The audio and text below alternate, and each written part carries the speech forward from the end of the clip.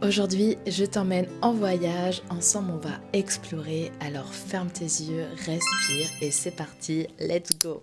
Bienvenue ici sur ma chaîne YouTube. Aujourd'hui, on va explorer comment est-ce que je suis passée d'infirmière à entrepreneuse, thérapeute holistique. Je vais te parler de mon parcours, je vais te parler de ce qui m'a amené à changer de chemin et quelles ont été les raisons, pourquoi est-ce que j'ai fait ce chemin-là, quelles ont été mes peurs aussi, mes résistances. Si jamais ça te parle, n'hésite pas à me poser tes questions en commentaire. Je me ferai un plaisir d'y répondre. Mon chemin sur le parcours d'infirmière, il est arrivé parce que j'avais vraiment cette réelle envie de me connecter à l'humain. Mes plus grandes valeurs, c'était prendre soin de soi, prendre soin de sa santé, et ça n'a pas changé. Donc je suis rentrée sur ce chemin-là en me disant comment est-ce que je peux faire que l'humain se sente en meilleure santé et quel pourrait être mon rôle là-dedans.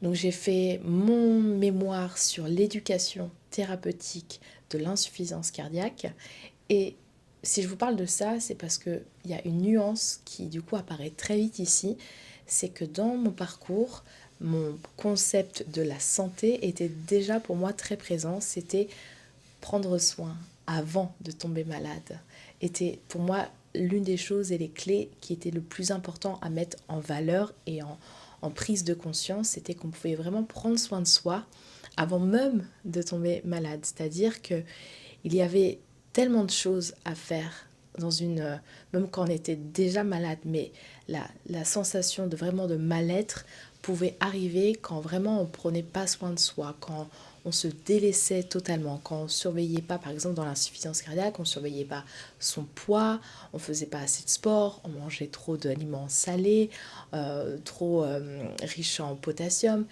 et du coup, on était voilà dans ce manque d'éducation qui faisait qu'à un moment, on allait tomber extrêmement malade alors qu'on aurait pu prendre soin de soi avant.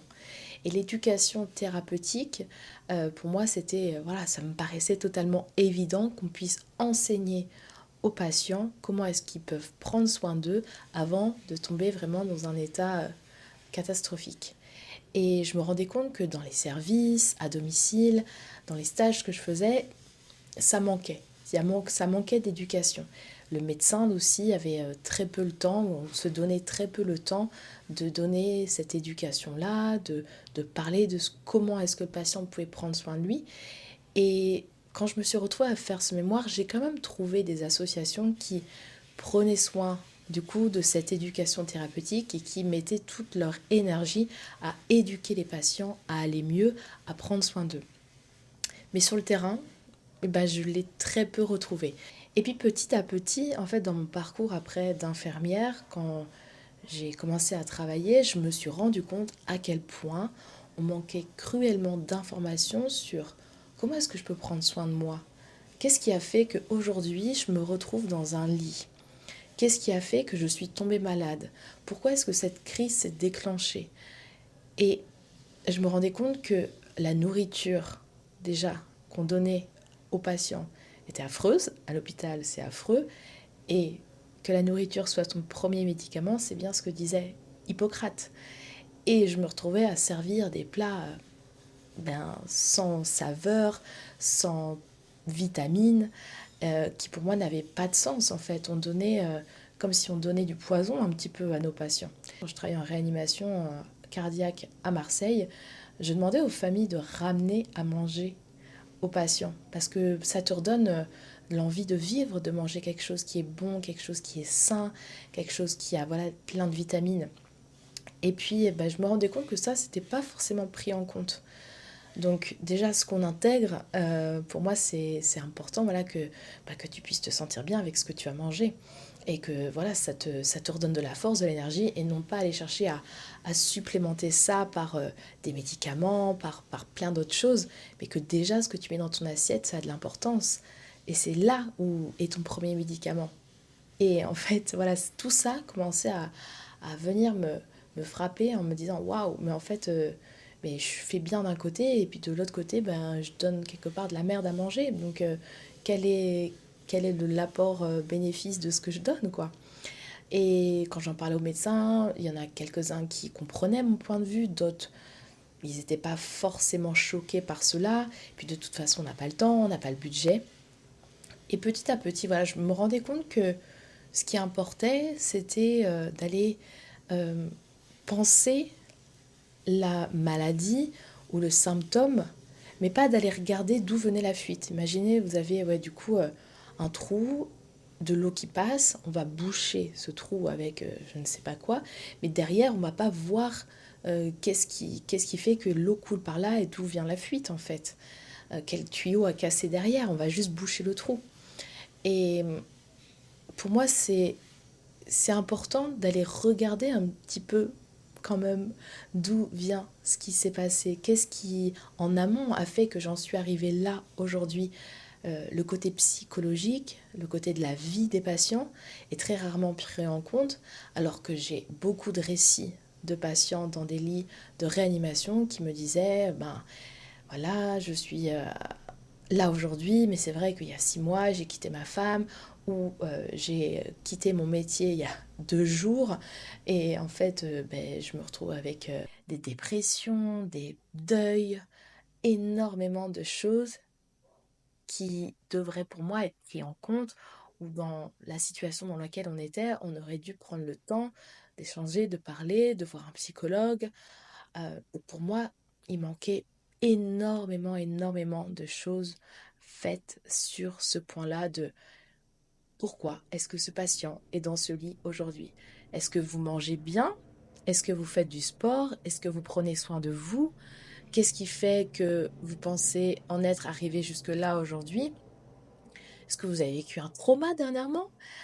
Et non, non, c'était vraiment, on va chercher à résoudre le problème et puis on va pas réussir à coordonner tous les corps de métier. Je trouvais vraiment ces médecins et ce côté-là de soigner les gens très rigides, très cadrés et très peu d'ouverture sur ah, mais en fait, si on le laisse repartir comme ça dans sa vie, il va rechuter ou il va retomber ou il va refaire une crise. Et puis, s'il a un problème cardiaque, est-ce qu'il prend soin de s'écouter, de respirer correctement, de réduire le stress?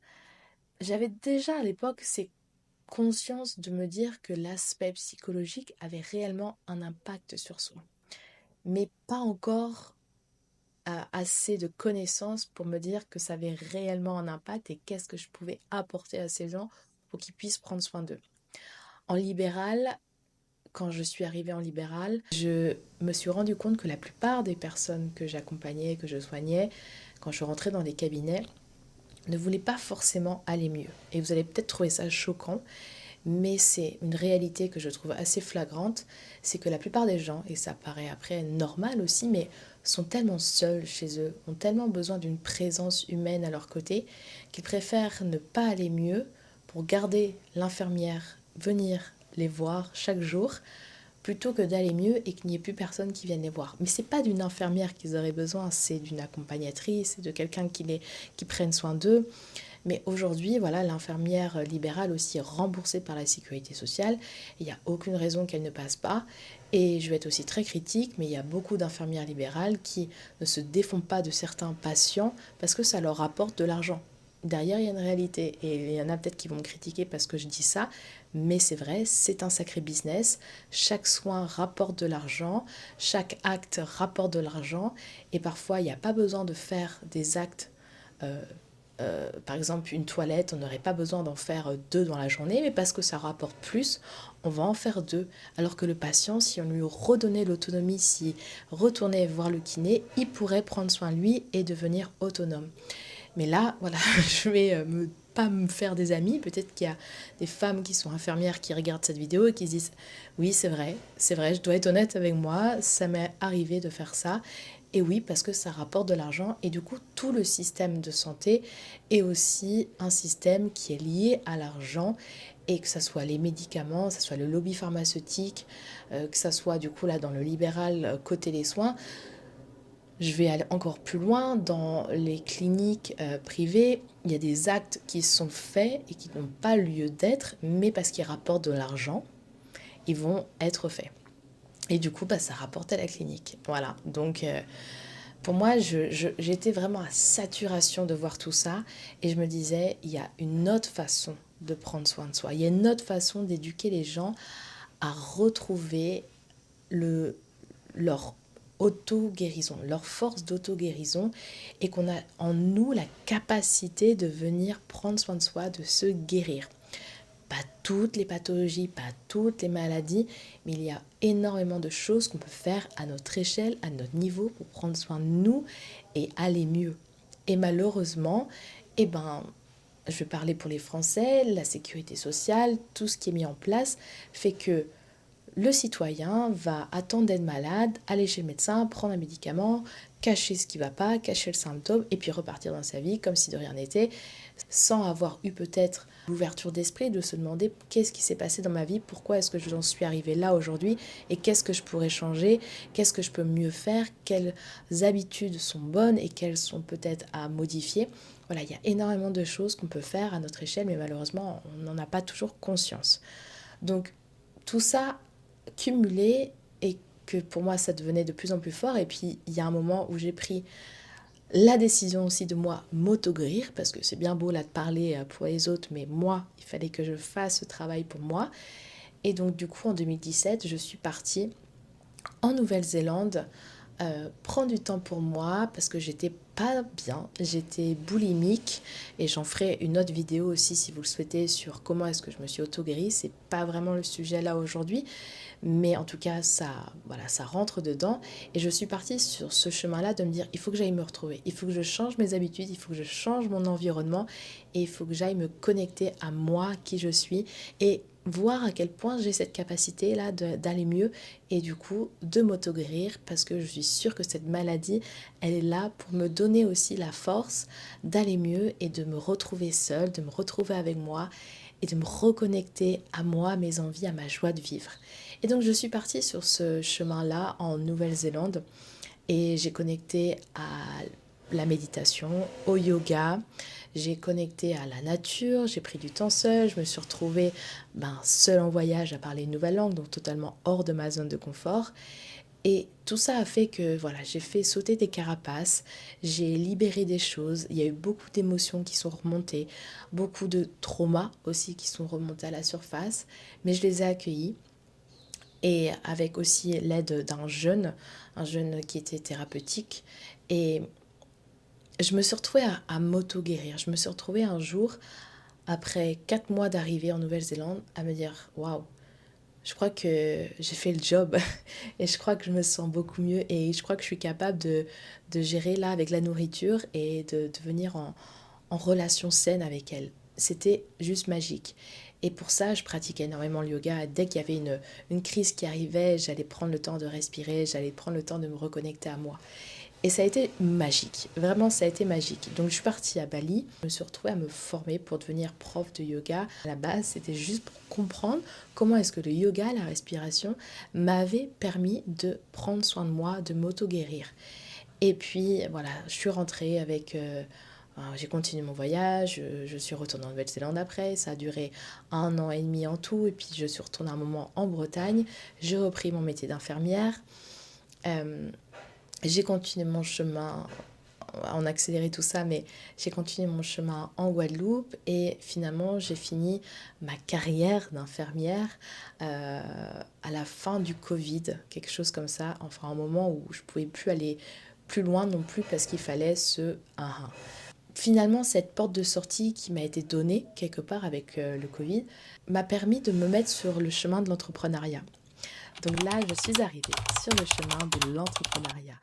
Et j'ai eu la chance de connecter très rapidement avec une entrepreneuse qui m'a donné des conseils, qui m'a montré qu'est-ce qu'était le chemin de l'entrepreneuriat et comment est-ce elle le naviguait. Et je voyais que c'était pas forcément simple et ça allait pas être le long fleuve tranquille. Mais en tout cas, j'étais arrivée sur un chemin qui chaque jour me fait grandir, qui chaque jour me fait avancer, qui chaque jour me fait travailler sur moi, sur mes peurs, sur mes croyances liées à l'argent, sur comment est-ce que je peux développer de nouvelles idées, mettre en lumière ma créativité, me mettre en avant, parler devant la caméra, chose que je ne faisais pas du tout avant et je ne savais pas faire. Mais du coup, tout ce chemin-là m'a amené à développer des capacités et puis surtout à me recentrer sur mes valeurs profondes qui était la liberté, la santé, l'amour. Et du coup, je me suis vraiment recentrée sur tout cela et je les ai mis de plus en plus en valeur. Par contre, il y a un par contre, je me suis retrouvée aussi un petit peu déséquilibrée parce que dans le chemin de l'entrepreneuriat, il y a un moment où je trouve qu'il y a un trop plein de faire du chiffre d'affaires, avoir toujours plus de clientes, courir après l'argent. Et du coup, au final, je me suis dit, mais attends, c'est exactement la même chose que ce qui se passait de l'autre côté, là d'où je viens, courir après l'argent. Et l'argent est forcément quelque chose de très important à mes yeux. Et je ne me vois pas vivre sans argent parce que j'aime les belles choses, j'aime voyager, je veux construire un espace pour pouvoir accueillir mes clientes, je veux construire une vie de famille. Donc j'ai besoin d'argent. Mais en tout cas, ce n'est pas ma source de motivation première. Et malheureusement, il y a eu un moment où je me suis laissée et drainée par la peur de ne pas avoir assez et laissée aussi drainée par la peur de il faut toujours plus. Toujours plus d'argent, toujours plus de cas. C'était un moment, la période des comment faire 10K, comment faire 20K, comment avoir tant d'abonnés. Et en fait, je me suis laissée aussi déséquilibrée et aussi éloignée de mes valeurs profondes. Et aujourd'hui, je vous parle, je suis à Rio, je suis au Brésil. Et aujourd'hui, ce voyage qui touche à sa fin m'a permis de réellement me reconnecter à mes valeurs profondes que je vous disais. Du coup, la santé, l'amour, la liberté d'être, la liberté de prendre soin de soi. En tout cas, voilà, le mot de liberté pour moi est très important et de retrouver notre puissance d'auto-guérison, notre lumière. Parce que quand on est aligné sur notre chemin, alors pour moi, aujourd'hui, on est aussi dans un état de bonne santé, d'équilibre, de bien-être. Quand on est à l'écoute de ses émotions, quand on est à l'écoute de soi, de ce qu'il y a dans notre cœur, on se retrouve plus, en tout cas, dans ce que je peux voir autour de moi, en bonne santé. Et pour moi, ça a un réel impact. Et pour moi, aujourd'hui, ça fait vraiment partie des choses que je suis, que j'écoute. Et forcément, on en vient sur un deuxième problème de se lancer dans l'entrepreneuriat, c'est qu'on se retrouve face à des peurs. La peur d'être en marge de la société, d'être considéré un peu comme une hippie, et l'humain n'aime pas être rejeté. L'humain a peur d'être rejeté. Donc je pense que c'est normal de se retrouver face à cette peur. Et ça, je pense que ça peut être un moment pour soi, pour se dire, c'est quoi mes valeurs? Qu'est-ce que j'ai vraiment envie de suivre? Qu'est-ce que j'ai vraiment envie de partager au monde? Et qu'est-ce qui fait mon unicité? Comment est-ce qu'en étant pleinement moi, je peux faire partie de ce grand tout? Et je fais déjà partie de cette unité de ce monde et je ne serai jamais seule. Mais en étant moi, en étant peut-être différent, effectivement, considéré comme hippie par les uns, par les autres, mais de toute façon, on est toujours le bizarre de quelqu'un, on est toujours le fou de l'un ou de l'autre. Et donc c'est se dire, qu'est-ce qui est le plus important à mes yeux aujourd'hui? C'est de faire plaisir aux autres ou c'est vraiment d'aller suivre mes valeurs profondes, d'aller me sentir alignée avec qui je suis pour pouvoir me sentir aussi en bonne santé? Une peur qu'on peut retrouver aussi, c'est la peur du coup qui est liée à celle-là, mais c'est la peur du regard des autres. Et comment est-ce que je peux me défaire du regard des autres en me lançant sur ce chemin de l'entrepreneuriat? Comment est-ce que je peux avancer? C'est déjà aussi en prenant le temps de voir qu'est-ce que je porte comme jugement sur moi, qu'est-ce que je me dis comme mot dans la journée, comment est-ce que je m'auto-gratule, comment est-ce que je me donne de la valeur, comment est-ce que je me donne de la gratitude de faire ce que je fais.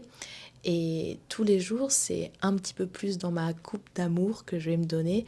C'est regarde comment toi tu te regardes avant d'aller regarder comment les autres te regardent. Parce que souvent, c'est un manque de bienveillance pour soi qui fait qu'on pense que les autres ont un regard critique sur nous et que du coup on a cette peur-là du jugement des autres.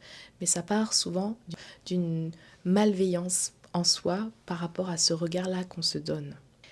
Ce que je t'invite aujourd'hui à faire, c'est vraiment de regarder qu'est-ce que tu ne t'autorises pas encore aujourd'hui à faire.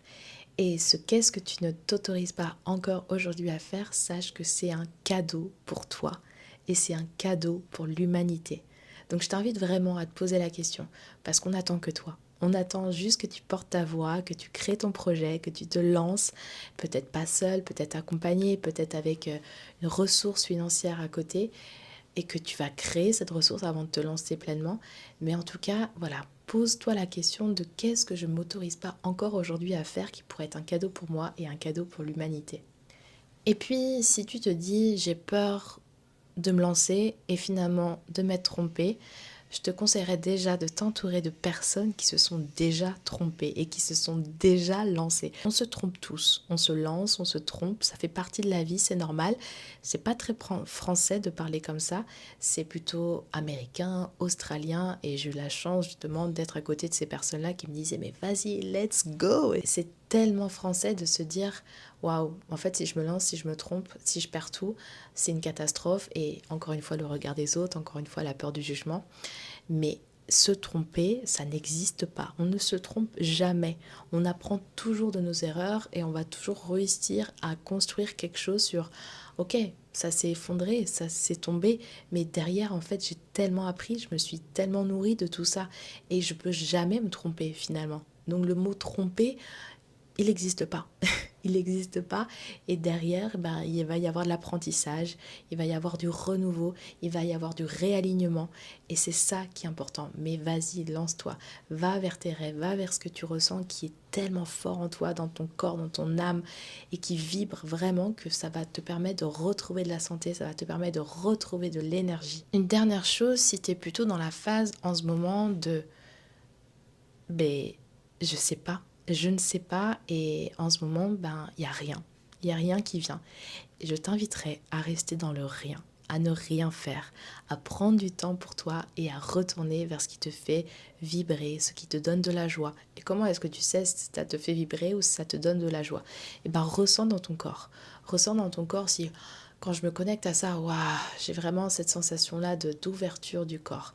J'ai vraiment cette sensation-là de d'expansion. Ou alors plutôt, ah non, ça me contracte et je me sens pas forcément bien avec ça. Regarde si ton sourire se met directement sur ce visage quand je te parle de sport, de voyager, de prendre du temps pour toi, pour aller te faire masser, aller lire, aller écrire, voilà, aller peindre, ramène de la créativité et puis des moments, ne fais rien, reste là. Et ne fais rien, ça ne veut pas dire être sur Netflix, mais ça veut peut-être, voilà, juste des journées où tu n'es pas productif financièrement et en tout cas tu vas juste prendre du temps pour toi pour te ressourcer. Le meilleur conseil que je donnerai tout le temps, c'est vraiment de prendre le plus de temps dans la nature et d'aller ramener ce temps-là de manière consciente, aller respirer, aller marcher avec conscience. Et vraiment prendre du temps dans la nature, pour moi, c'est ce qu'on devrait faire chaque jour pour vraiment aller se ressourcer, se réénergiser pleinement et pour voilà retrouver ici cette clarté d'esprit. Et un jour, tu vas tomber sur une personne qui va t'inspirer, tu vas te dire waouh, c'est exactement ça que j'ai envie de faire, c'est exactement cette formation et ça va venir beaucoup plus avec de la fluidité que si tu passes par le mental et te dire qu'est-ce que je dois faire aujourd'hui pour gagner ma vie et comment est-ce que je dois faire pour changer de métier et qu'est-ce que j'aimerais bien me lancer dans l'entrepreneuriat mais je sais pas comment. Non, juste prends un temps de rien si c'est possible financièrement, mais on trouve toujours des solutions. Donc pour conclure cette vidéo, je reviens sur les points sur lesquels j'ai exprimé aujourd'hui mon point de vue, c'est-à-dire de, pour moi, le système médical, le système de santé demande à être revu et c'est ce qui m'a aussi poussé dehors et permis de faire mon métier aujourd'hui d'entrepreneuriat, de thérapeute holistique et d'accompagner les gens d'une autre façon, d'une façon pour moi qui est plus à même à reconnecter avec notre pouvoir d'auto-guérison, c'est-à-dire prendre soin de soi. Je vous parlais d'éducation thérapeutique, mais c'est vraiment pouvoir s'éduquer, s'auto-éduquer, à prendre soin de soi, à mieux manger, à mieux respirer, à prendre du temps dans la nature, à bouger, à danser, en tout cas voilà, à se mettre en mouvement. Et pour moi ça c'est important. C'est important de partager ces clés et quand on passe sur un point de vue plus spirituel, et ben, c'est de se dire voilà, je me connecte à plus grand, je me connecte à quelque chose de d'encore plus divin, quelque chose de plus lumineux, quelque chose qui me convient, quelque chose avec lequel je me sens alignée, dans lequel je sens qu'il y a de l'amour, et connecter avec votre âme, et connecter avec ce qui vibre à l'intérieur de vous. Et amener tout ça chaque jour dans tout ce que vous faites, de vous connecter à ressentir les choses pleinement, à vraiment sentir que votre corps est en train de vibrer, en train de vivre, il transmet de la lumière. Donc je vous amène aussi, et dans ce que je vous ai partagé, c'est sortir de toutes ces peurs en prenant le temps de les regarder, de les accueillir déjà, de les voir. Si on ne les voit pas, on ne peut pas s'en sortir, mais de voir un peu aujourd'hui quelle peur te bloque et comment est-ce que je pourrais faire pour aller au-delà de cette peur et pouvoir avancer sur mon chemin pour retrouver mon alignement, ma pleine santé. Parce que pour moi, c'est là-dedans qu'on retrouve notre pleine santé, c'est en se retrouvant, en se sentant aligné avec qui on est. Donc osez vous exprimer, osez créer, osez vous mettre en avant, osez montrer votre lumière. Parce qu'aujourd'hui, je vous le rappelle, vraiment, on n'attend que toi. On attend ta créativité, on attend ta parole, on attend ce que tu vas nous partager, on attend ton art, on attend voilà, ta bienveillance pour ce monde, pour toi déjà. Voilà, c'est une chose très importante, mais plus les personnes se retrouveront alignées avec ce qu'ils ressentent pleinement à l'intérieur, plus on ira mieux personnellement, mais plus le monde en général ira mieux. Donc voilà, c'est une invitation aujourd'hui à retrouver de l'alignement, à retrouver cette envie-là de oser montrer ce qu'il y a à l'intérieur et ce qui a envie d'être apporté pour soi au monde, tout en se délaissant de la peur du regard des autres, de la peur du jugement. C'est pas un chemin qui est toujours très simple parce que c'est un chemin qui, comme la vie, a des hauts et des bas. C'est un chemin plein d'embûches. Mais quand on est et quand on se sent aligné sur ce chemin-là, on sait qu'on peut surfer les vagues, on sait qu'on peut aller dans le creux et on sait qu'on peut remonter sur le haut de la vague parce que on a la bonne planche, on a la bonne technique et on sait qu'on peut surfer et que c'est ok en fait. Donc du coup voilà, c'est tout ça que je vous invite à faire. N'hésitez pas à me laisser vos questions, me laisser vos commentaires. Restez avec bienveillance et je vous souhaite une très belle fin de journée. À très bientôt. Et surtout, n'oublie pas d'être pleinement authentique, d'être pleinement toi et d'oser te mettre en lumière. Ciao!